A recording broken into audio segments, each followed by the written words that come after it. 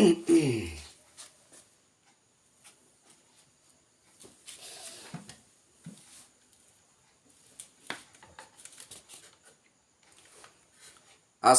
warahmatullahi wabarakatuh. Salam sejahtera, shalom, Om Swastiastu, Namo Buddhaya, salam kebajikan. Ketemu lagi dengan saya Kristianto Yen Oni, salam NKRI.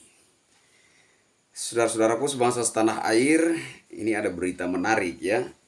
Gestur Mahfud MD tersorot gebrak meja saat pastikan gugat Pilpres ke Mahkamah Konstitusi. Oke, saya bacakan ya. Warta Kota Live.com, gestur Wapres 03 Mahfud MD tersorot gebrak meja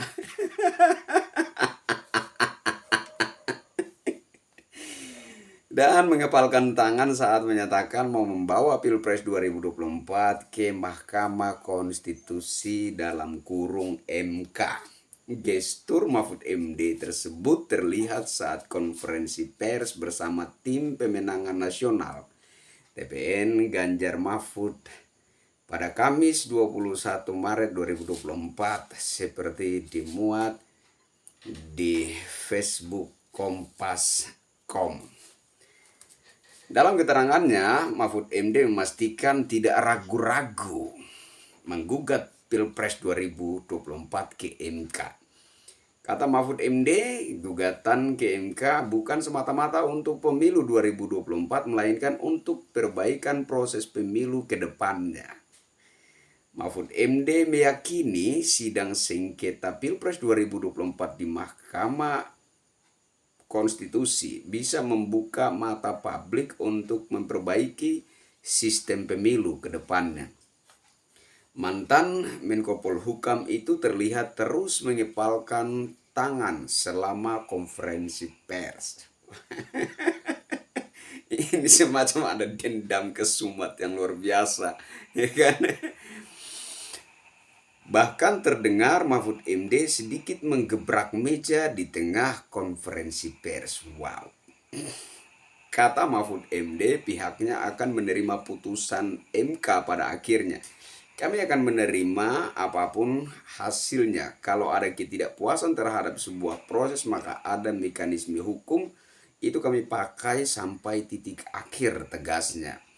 Sebelumnya dikutip Tribun News.com, calon presiden nomor urut 3 Ganjar Pranowo memastikan pihaknya akan menggugat hasil pemilihan umum presiden 2024 yang telah diumumkan oleh KPU semalam ke Mahkamah Konstitusi dalam kurung MK. Ganjar mengatakan tim hukum tim pemenangan nasional dalam kurung TPN Ganjar Mahfud telah menyiapkan permohonan, saksi, bukti, dan juga ahli terkait gugatan perselisihan hasil pemilihan umum PHPU tersebut. Ia meyakini MK menjadi harapan terakhir pihaknya untuk mengawal proses demokrasi setelah sebanyak sekira 116 laporan yang berproses di Bawaslu kemudian tidak ditindaklanjuti. Ganjar juga mengatakan tidak ada kolaborasi terkait agenda tertentu antara pihaknya dengan paslon lain, dalam hal ini paslon nomor urut 01 Anies Baswedan dan Muhaimin Iskandar yang juga menggugat hasil pemilu ke MK. Jadi ini mereka tidak seperti di awal-awal, ya kan, masih dalam masa kampanye jelang pencoblosan ya. Ketika itu mereka saling semacam ada saling pendekatan, ya kan, ada semacam saling menyatukan energi gitu kan ya. Jadi mereka kayak bermesra-mesraan sembari membangun satu kekompakan politik begitu. Jadi masa-masa kampanye jelang pencoblosan Pilpres 2024 itu kubu Ganjar Mahfud dan kubu Anies Muhaimin itu semacam ada kemesrahan tertentu gitu ya. Tapi sekarang untuk menggugat hasil pemilu Pilpres 2024 ke Mahkamah Konstitusi ini, mereka akan berjalan sendiri-sendiri. Mereka tidak lagi akan bermesra-mesraan seperti dahulu kala. It's okay, tidak masalah. Hal itu disampaikan saat konferensi pers di Posko Gama, Jalan Teuku Umar, nomor 9, Menteng, Jakarta Pusat, pada Kamis 21 Maret 2024.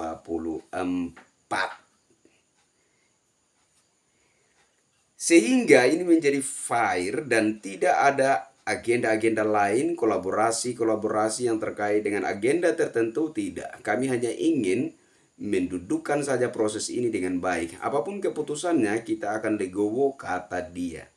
Legowo nih ye. Kalau legowo, ya, kalau orang itu bersikap negarawan, legowo, ya kan, berbesar hati, berlapang dada, ya wes sudah, tidak usah memantik kisruh, ya kan. Memang hasil Pilpres 2024 itu merupakan wujud nyata daripada kedaulatan rakyat. Rakyat yang memilih, kan begitu. Sehingga saya beberapa kali mengatakan, kalau kalian ingin menggugat, maka yang harus menjadi objek gugatan itu, ya, sama halnya juga dengan agenda apa namanya, hak angket DPR, ya kan, wacana hak angket DPR, sama hal juga yang harus menjadi objek angket itu bukan hanya hasil Pilpres tapi juga hasil Pilcaleg dan hasil pemilihan DPD, karena itu berjalannya berbarengan. Rakyat mencoblosnya ketiga-tiganya, baik itu Pilpres, surat suara Pilpres, surat suara Pilcaleg, surat suara pemilihan DPD, itu prosesnya terjadi hanya dalam satu ruang bilik suara, ya kan? Artinya bahwa kalau ini menurut logika rakyat jelata, ya kan, Pak Mahfud MD dan Pak Ganjar Pranowo, tim pemenangan Anies, tim pemenangan Ganjar Mahfud tentu lebih paham masalah-masalah hukum, ya kan. Jadi menurut logika rakyat jelata, kalau memang harus ada hak angket DPR, ya kan, maka yang menjadi objek angket itu harus ketiga-tiganya, baik itu hasil Pilpres, hasil Pilcaleg, maupun juga hasil pemilihan DPD. Kenapa? Karena ketiga-tiganya berproses hanya dalam satu ruang bilik suara. Kan begitu, ya kan? Tapi nggak apa-apa, ya kan? Ya, kita lihat saja proses nanti ke depan. Nanti seperti apa jalan prosesnya dan seperti apa nanti hasilnya. Intinya saya di sini sebagai rakyat jelata tetap berpegang pada pemahaman bahwa hasil Pilpres 2024 merupakan satu wujud nyata daripada kedaulatan rakyat yang sesungguhnya, dan dua, merupakan bentuk daripada hukuman rakyat terhadap partai PDIP, spesifiknya secara khususnya kepada Pak Ganjar Pranowo, karena dinilai oleh rakyat terlalu somse. Tahu somse enggak? Sombong sekali. Jadi itu adalah nasib orang somse gitu ya. Oke, kita lanjut. Calon Wakil Presiden nomor urut 3 yang juga mantan Ketua MK Mahfud MD kemudian merespons pertanyaan perihal mekanisme lain yang dapat digunakan MK dalam mengadili sengketa Pilpres 2024, mengingat adanya harapan MK tak menjadi mahkamah kalkulator dalam proses itu. Jadi gimana gitu kan, MK itu kan mengadili hasil, kan memang seperti itu.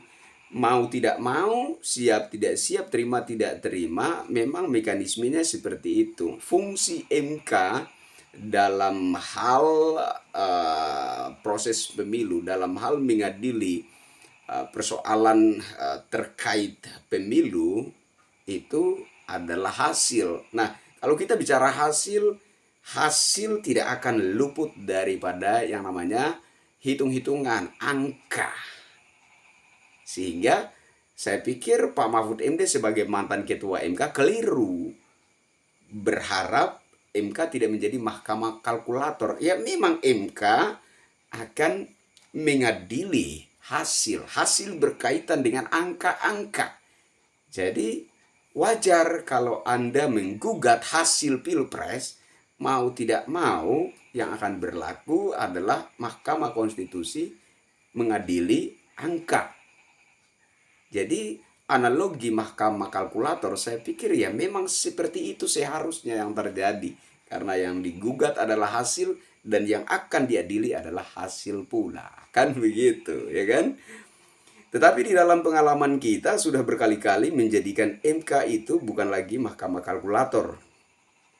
Saya kira putusan tahun 2008 yang pertama itu adalah satu contoh bahwa MK bukan mahkamah kalkulator dan seterusnya dipakai sampai sekarang kata Mahfud. Sampai istilah terstruktur, sistematis, dan masif atau TSM itu sendiri masuk dalam hukum kita. Sebelum itu tidak ada. Artinya MK itu bukan sekedar mahkamah kalkulator.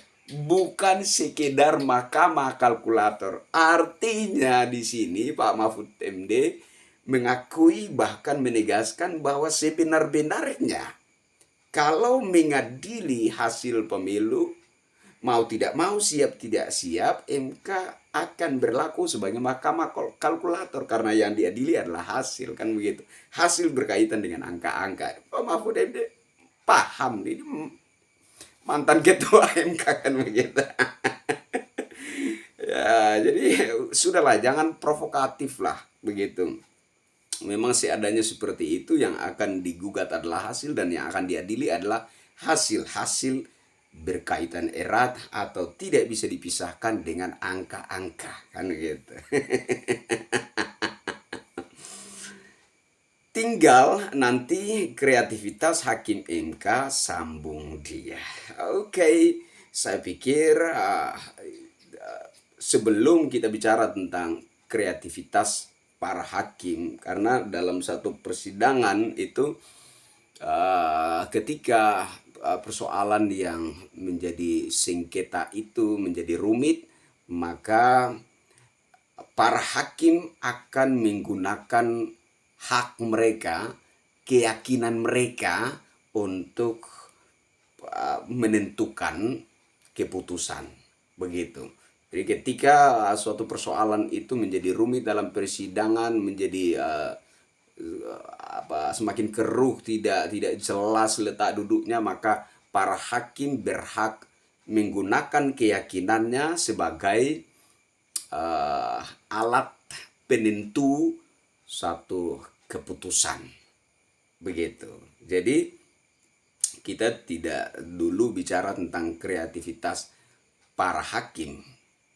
Nah, memang tadi ada disinggung bahwa ada sekira 116 persoalan yang diadukan ke Bawaslu, tetapi ketika kita masuk ke MK tidak serta-merta di sini ada 116 misalkan persoalan lalu itu menjadi dasar untuk sebuah putusan. Tidak bisa seperti itu gitu.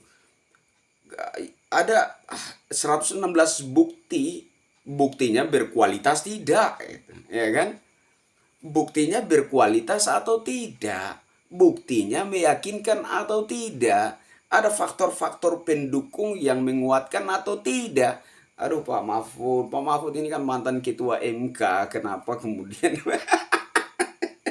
kayak dendam kesumat sekali, kayak kayak emosional sekali itu. Saya pikir seorang mantan ketua MK, ya kan, terus kemudian juga mantan Menko Polhukam harus bisa menunjukkan satu sikap yang lebih tenang, dewasa, lebih rasional, ya kan, tidak emosional, ya kan, begitu. Tapi ini saya melihat Pak Mahfud MD ini dari awal saja lihat judulnya gebrak meja katanya, melihat tangannya di kepala. Ini semacam ada satu dendam kesumat yang begitu membara gitu ya. Pak Mahfud, saran saya, Kristianto Oni rakyat jelata, janganlah provokatif begitu Pak, santai, rileks Pak, rileks. Oke ya Pak Mahfud ya, semoga ini saran rakyat jelata bisa diterima. Jadi negara sudah mengatur, yaitu ada aturannya ya, sesuai dengan alur hukum, ada mekanismenya ya kan. Tinggal bagaimana apabila ada pihak yang merasa tidak puas dengan persoalan tertentu, ya laksanakan saja, dipersoalkan saja. Dan mau tidak mau, karena ini bicara tentang pilpres, menyangkut apa namanya, ketatanegaraan ya, menyangkut sistem kenegaraan kita, sistem demokrasi, sehingga mau tidak mau, siap tidak siap, ketika itu sudah diajukan ke Mahkamah Konstitusi, harus ditindaklanjuti, harus ada persidangan, dan semua pihak-pihak, baik itu pihak yang melaporkan, pihak yang terlapor, maupun juga pihak-pihak terkait, semuanya nanti akan dihadirkan untuk mempertanggungjawabkan semua tuduhan-tuduhan yang dianggap sebagai indikasi kecurangan oleh pihak yang melaporkan. Silakan saja. Nanti semuanya akan dihadirkan untuk mempertanggungjawabkan semua yang menjadi tanda tanya pihak yang tidak puas hati itu. Jadi saya pikir ini mekanismenya sudah ada ya kan, alur hukumnya sudah tertata rapi. Laksanakan saja Pak. Biar masyarakat menjadi penonton saja, dan jangan kemudian membangun narasi-narasi ya, melemparkan pemahaman-pemahaman yang kayak sifatnya itu provokatif, kayak memantik sentimen masyarakat untuk terus bergaduh gitu loh. Masyarakat sudah cukup bergaduh ya, beda pandangan ya kan, beda dukungan, beda pilihan, cukup sudah gitu. Pilpres sudah selesai dan suara terbanyak rakyat Indonesia telah menentukan pilihannya untuk pasangan capres-cawapres Prabowo Subianto, Gibran Rakabuming Raka. Nah, seperti yang Pak Mahfud sendiri pernah katakan bahwa 2024 nanti pihak yang kalah Pilpres pasti menuduh KPU itu curang. Itu kan kata Pak Mahfud MD sendiri. Terlepas apapun asumsinya, terlepas apapun dugaannya, kita kembali kepada yang Pak Mahfud MD sampaikan. Menurut saya yang Pak Mahfud MD sampaikan itulah sebenar-benarnya prinsip, bahwa pihak yang kalah otomatis tidak merasa puas, dan tentu saja ada sikap-sikap tertentu bagaimana menindaklanjuti rasa tidak puas hatinya. Wis, laksanakan saja Pak. Anda tokoh publik ya, Anda mantan ketua MK, Anda mantan Menko Polhukam. Saya menganggap Anda merupakan seorang negarawan yang hebat itu, sehingga saya berharap Anda dapat menyikapi ini semua, menindaklanjuti ini semua dengan satu kedewasaan sikap yang tidak kemudian memantik masyarakat untuk terus bergaduh dengan satu proses yang berangkat dari rasa ketidakpuasan hati Anda, yang semuanya itu bermuara kepada satu hal, yaitu kepentingan.